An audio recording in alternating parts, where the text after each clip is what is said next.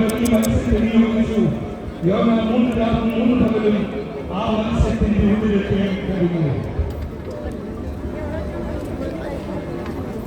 അമ്മയുടെ നെഞ്ചുപറ്റി ശാന്തമായി ഇറങ്ങുന്നതിനെ പോലെ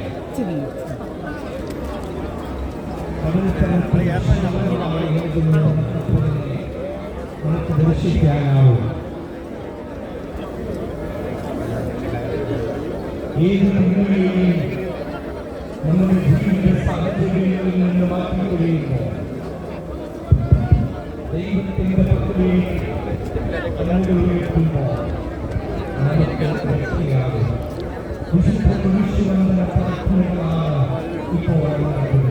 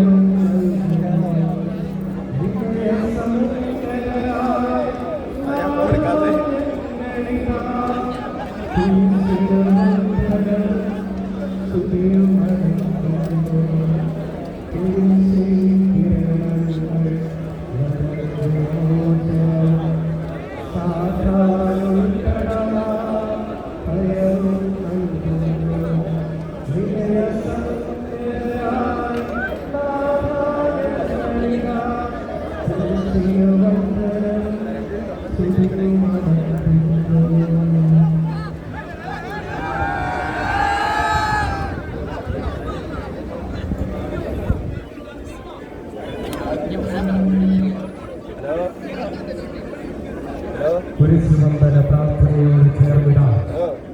യോനാ പ്രവാചകന്റെ തിരുസ്വരൂപം കപ്പലിൽ നിന്ന് നീക്കപ്പെടുകയാണ്. യോനാ പ്രവാചകനെ എറിഞ്ഞിരിക്കുന്നു മത്സ്യത്തിന്റെ വായിലേക്ക്. യോനാ പ്രവാചകൻ എടുക്കപ്പെട്ട് കഴിഞ്ഞിരിക്കുകയാണ്. ബൈബിൾ സംഭവങ്ങൾ സുന്ദരമായ നിമിഷങ്ങൾ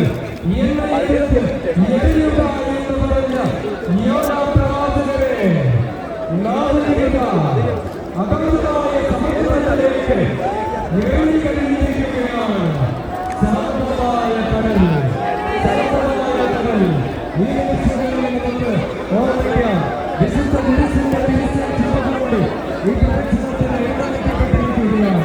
വിശുദ്ധ കുരിശിന്റെ തിരിച്ചേറ്റ് പാലകെട്ട് കീഴിൽ 18 വൈദികരടങ്ങുന്ന വൈദിക സംഘം വിവിധ തിരിച്ചേറ്റുകൾക്ക് ഒപ്പമായി വിശുദ്ധ കുരിശേറ്റിനെ തിരിച്ചേറ്റിപ്പം കൽക്കുരിശൻ തൊട്ടിയിൽ സംഭവിച്ചിരിക്കുകയാണ്.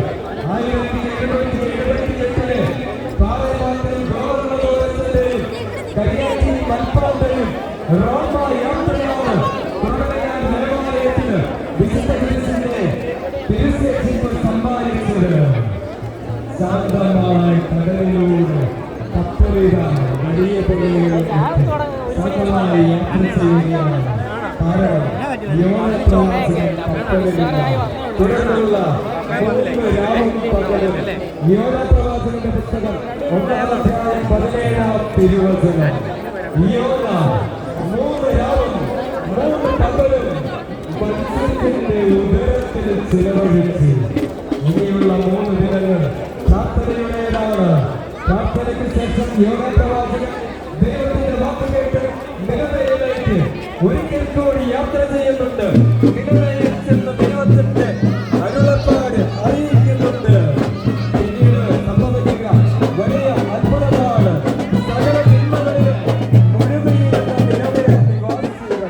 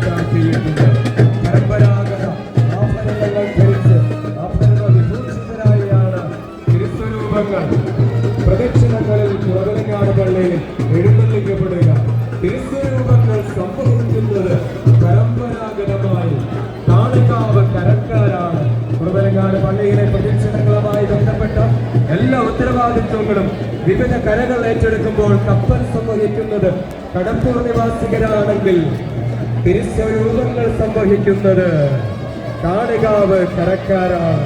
കാളികാവ് കരക്കാരിക ഏറ്റവും മുന്നിലായി ഔസേപിതാവിന്റെ തിരുസ്വരൂപം സംവഹിക്കുന്നു. നമ്മുടെ ദേവാലയത്തിലെ പ്രദക്ഷിണങ്ങളെ എല്ലാം നയിക്കുന്നത് ഔസേപിതാവാണ്. ഏറ്റവും മുന്നിലായി ഔസേപിതാവിന്റെ തിരുസ്വരൂപം, തൊട്ടുപിന്നിലായി ആലവട്ടം വീശി വടങ്ങിക്കൊണ്ട് മുത്തിയമ്മയുടെ തിരുസ്വരൂപത്തിനെ ആനയിക്കുകയാണ്. തൊട്ടുപിന്നിലായി മാർത്തോമാ ശ്ലീഹായുടെ തിരുസ്വരൂപം വലിയ പള്ളിയുടെ തിരുമുറ്റത്തേക്ക് എത്തുകയാണ്. മാർത്തോമാ ശ്ലീഹായുടെ സിംഹാസന ദേവാലയമെന്ന് പുരാതന ലിഖിതങ്ങളിൽ രേഖപ്പെടുത്തിയിരിക്കുന്ന ദേവാലയമാണ് ഇത്. കുറവിലങ്ങാട് പള്ളി. തൊട്ടുപിന്നിലായി ഔഗ്യൻ പുണ്യവാന്റെ തിരുസ്വരൂപം.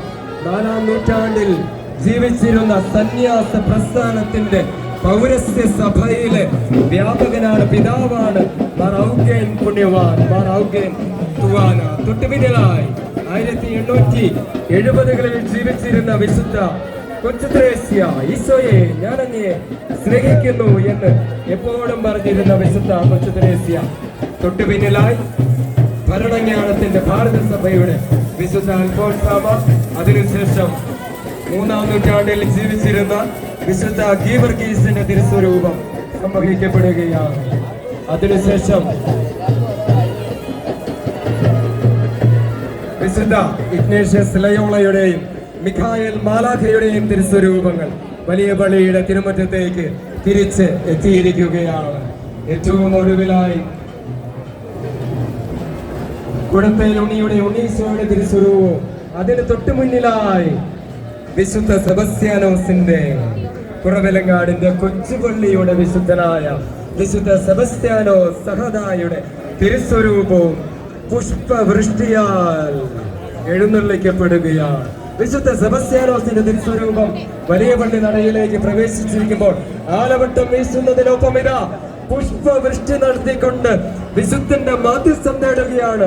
വിശുദ്ധ സെബസ്ത്യാനോസ് സഹദായെ, കുറവിലങ്ങാട് മുത്തിയമ്മയെ ഞങ്ങൾക്ക് വേണ്ടി അപേക്ഷിക്കണമേ.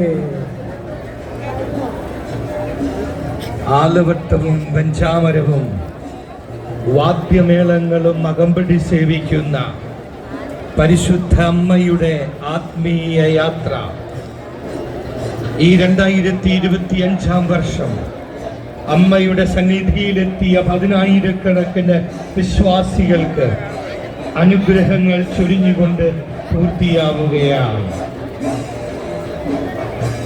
18 വൈദികർ കുറവിലങ്ങാടിന്റെ മക്കളായ